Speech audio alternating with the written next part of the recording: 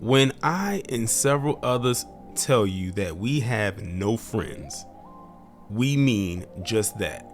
Now, this was sent to me and I had no idea this woman existed until about 10 minutes ago.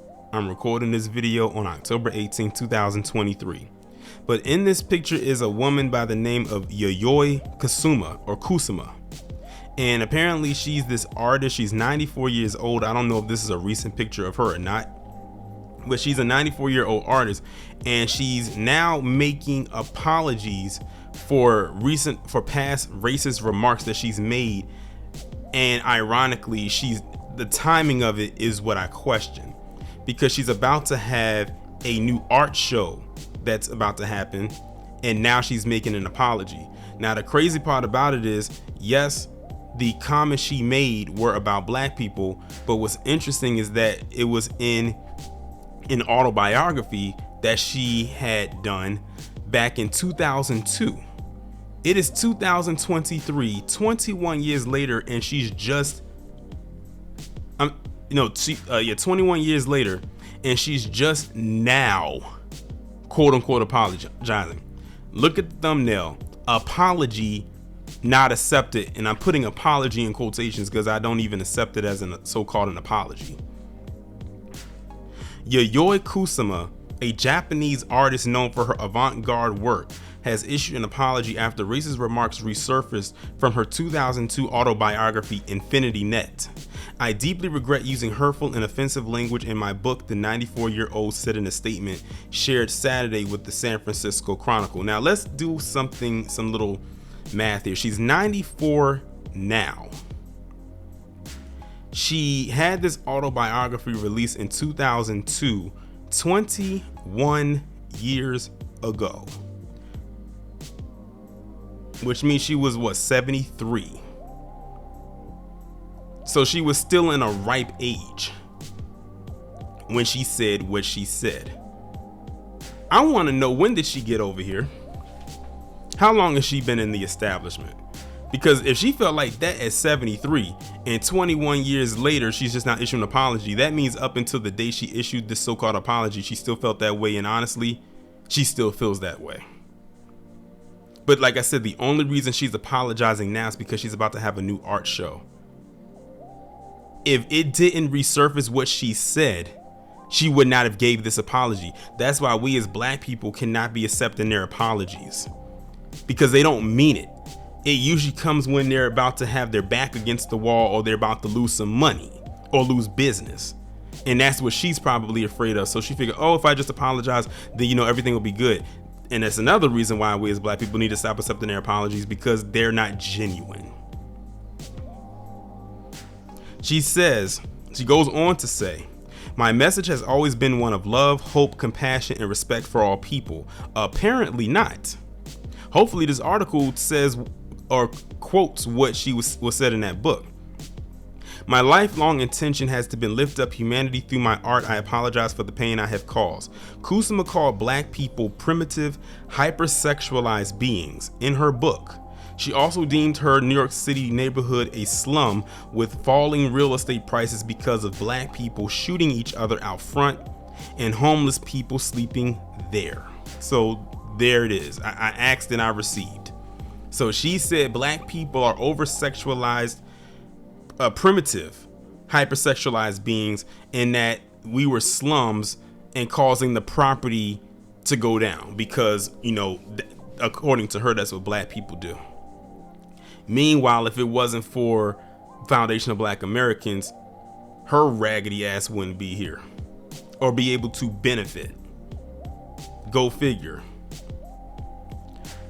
Hyperallergic reported that sentence was cut from the autobiography's English translation, which was released in 2011.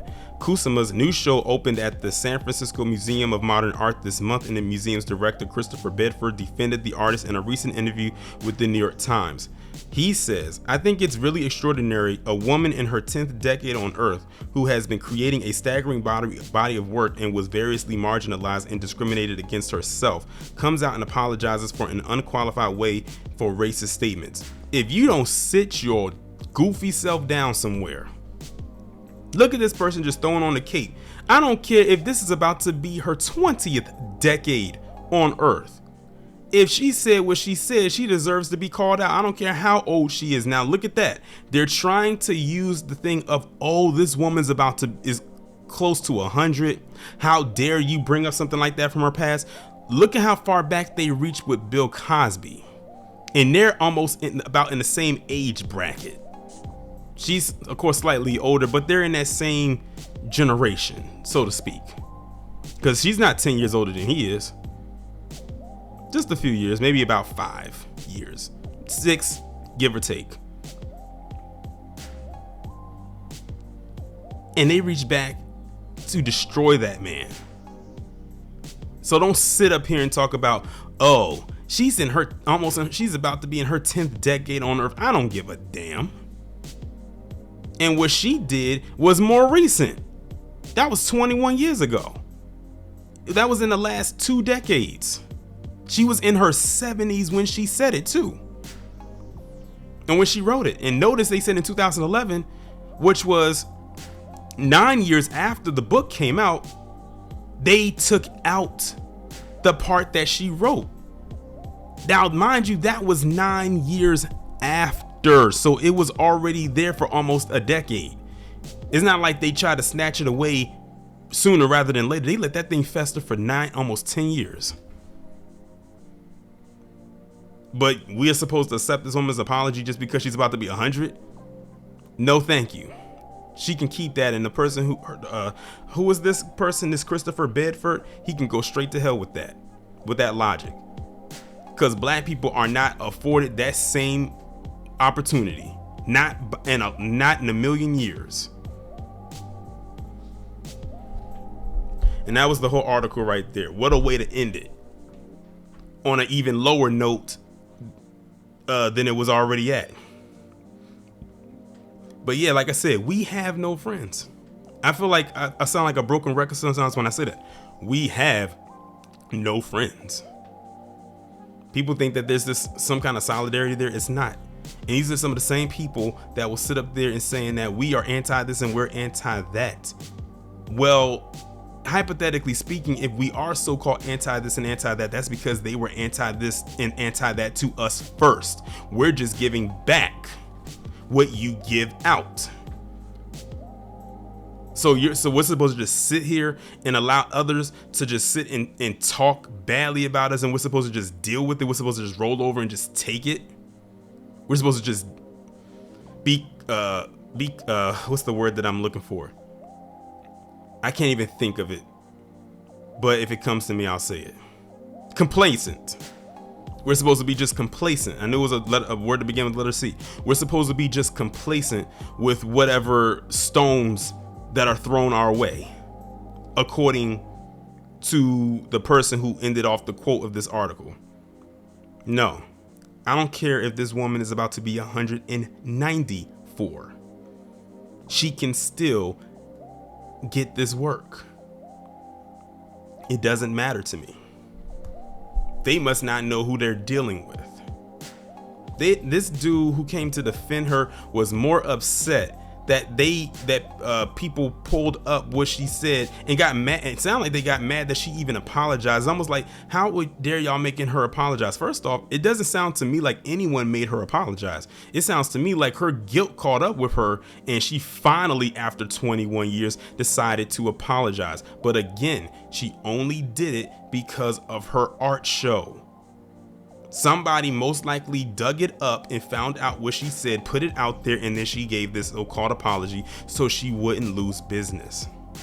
And honestly, with the way this establishment is so anti-black, she wouldn't even have to give an apology, and she would still maintain her business. As far as I'm concerned, her just giving out this so-called BS apology was nothing for her but blowing hot air. That was just another day of life being breathed out of her body. Exhaling, inhaling whatever, and exhaling nonsense is how I see it as far as her so-called apology goes. And not just her, but anyone who does something like this. she can take her book, her art show, and her so-called apology and shove it up her you know what.